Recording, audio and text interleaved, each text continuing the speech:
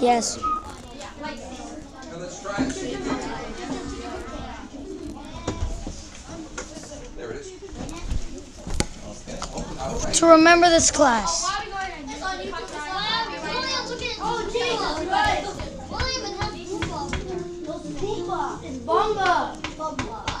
Wow, plants might not seem and you might wonder, why must I learn about plants? Plants are so important for life. They are producers, which means that they're the main support for food. Many medications that we have today are derived from plants. They Plant. produce oxygen for us to breathe by the photosynthesis that they do.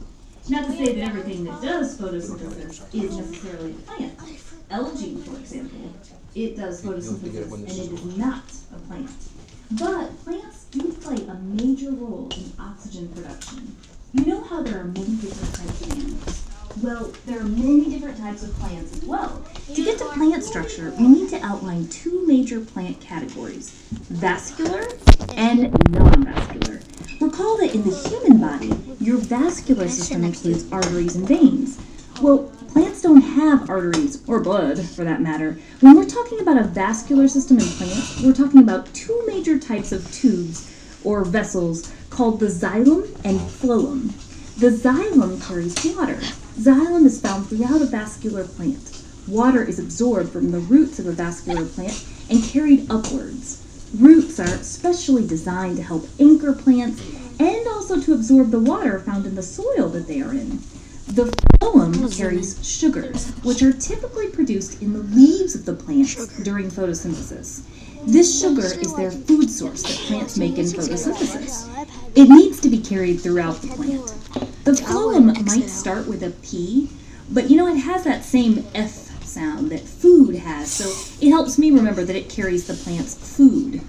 If a plant is non-vascular, it does not have vessels like the xylem and phloem. However, it still needs water, and it still produces sugar. It can't carry water upwards in the xylem because it doesn't have one. That means non-vascular plants typically are limited in size. A giant tree needs a xylem for water transport. That water's being carried against gravity. Non-vascular plants instead get their water by osmosis, kind of like soaking up water like a sponge. A great example of a non-vascular plant is moss. So remember, vascular plants, they have xylem and phloem, vascular tissue, and non-vascular plants, they don't. Much of a plant structure is actually designed to facilitate photosynthesis. Photosynthesis is the ability to make sugar, the plant's own food source, from sunlight.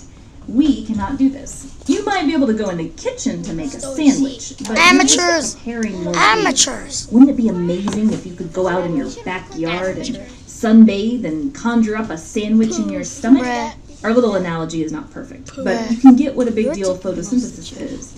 If you understand the importance of this function for plants, you can really understand many structure adaptations that plants have. Photosynthesis needs three major reactants to work: water, light, and carbon dioxide.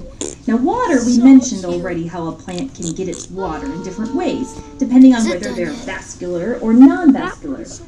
So what about the other two reactants, the light and the carbon dioxide? So starting with the sunlight, how does plant structure deal with that? I love the middle one. Well, plant cells have organelles called chloroplast. They are the site of photosynthesis, so they help capture light energy for the process of photosynthesis. This is a complicated process that is made up of a light-dependent reaction and a light-independent reaction, also called the Kelvin cycle.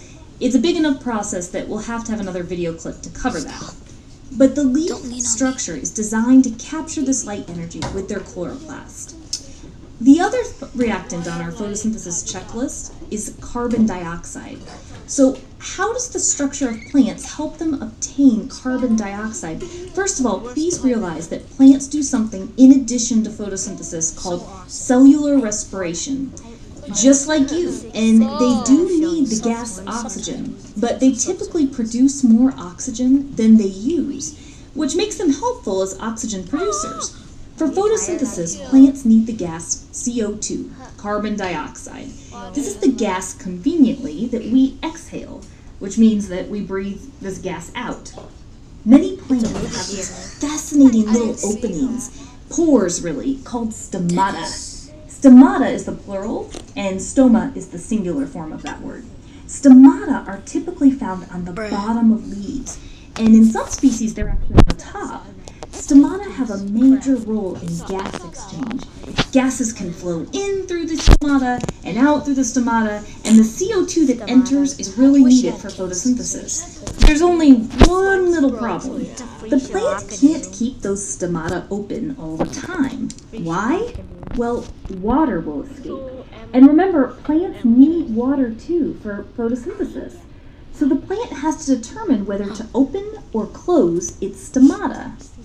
It does this with the help of guard cells. If guard cells have the stomata open, it gets the gases it needs, but it can lose water.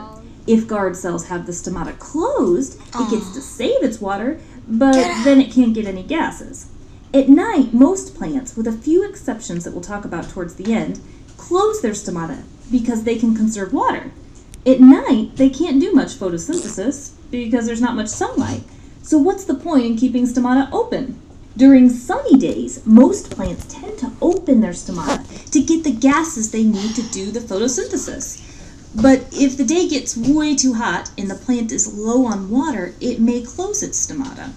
Different plant species have different kinds of adaptations in their structure to help them survive. Because if one thing is true about plants, they are survivors. Here are some great examples of plant structure adaptations that help them with various functions. Plants that have to conserve water, they tend to have very thin leaves, so they don't have much surface area, and that way they don't lose that much water. Think about plants with those pine That needles. was the part I wanted to show up on how they get water, get gases, and if you can give them a little space here. I'll try to- Ugly. Well, I'm just wondering what I'm talking about. So the class wants to see the rest of this, is that what you're saying? Well, there's only one more minute, so we'll see. Or think about the plants that live in the desert. Remember how we said that most plants close their stomata? One more minute is 2 more Well, minutes. some desert plants have adapted by opening their stomata at night when it's not ridiculously hot. And they have a specialized way to store the gases they need for the daytime. This allows them to close their stomata during the day to prevent water loss during the hot desert sun. Plants that have a lot of access to water, but maybe are shaded